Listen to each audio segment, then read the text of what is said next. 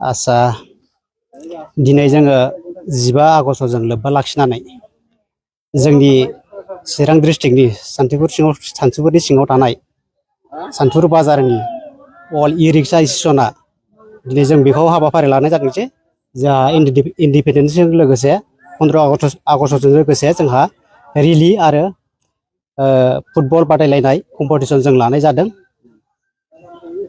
Football बादायलायनायाव माबायदि अबेनि नोंसोरखौ जोङो गासै सान्थिफुर ओनसोलनि सिङाव थानाय गासै जोङो 50टा गामि दङ, जेरै हरै साहानिफ्राय लानानै साम' दैसा आरो मारुहारा बैग्रिगुरि सिमला बागान आरो बरदाङि आरो ओरैजाय जोंहा आवजारगुरि पुर्निमा आरो ओरैजाय बालाजार थाबाय, सालबारि थाबाय, ओरैजाय गासागाव थाबाय, ओरै मुलानदुबि थाबाय, आमलाइगुरि थाबाय, बेरेन्सिगुरि थाबाय आरो बुरिजाहार थाबाय आरो नैबे निज्लागुरि थाबाय।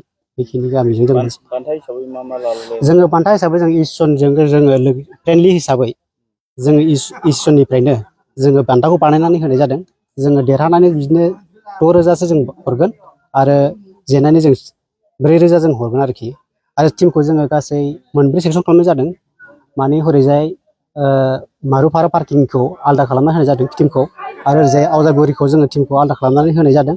आरो ओरैजाय जोंहा बालाजाहारनिफ्राय लानानै ओरै खाग्राबारिसिमखौ जों टिम मोनसे आलादा खालामना होनाय जादों। आरो जोंहा ओरै निज्लागुरिनिफ्राय लानानै ओरै बुरिजाहारसिम जों टिम मोनसे खालामनानै होनाय जादों आरोखि। दिनैनि दिनाव नोंथांमोना माबायदि गोसोआव रंजानाय मोनदों? जोङो जोबोद खुसि मोनदों, मानोना जोङो दिनैनि दिनाव जोङो बे जेरै 15 आगष्टआ जोंनि उदांस्रि सान, बे सानखौ जोङो जोबोद गोजोननाय मोनदों। माने जोंहा जेबो दावराव दावसि गैयालासिनो जोङो गारि सालायनाय कर्मचारि हिसाबै जोङो बेबायदि जों मावनानै मोनजाबाय थाथों।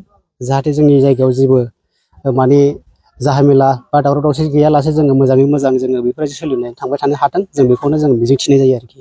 सान्थिफुर हिसाबै नोंथांमोना बेसेबांथा गारि दङ नोंसोर सालायगिरिफ्रा?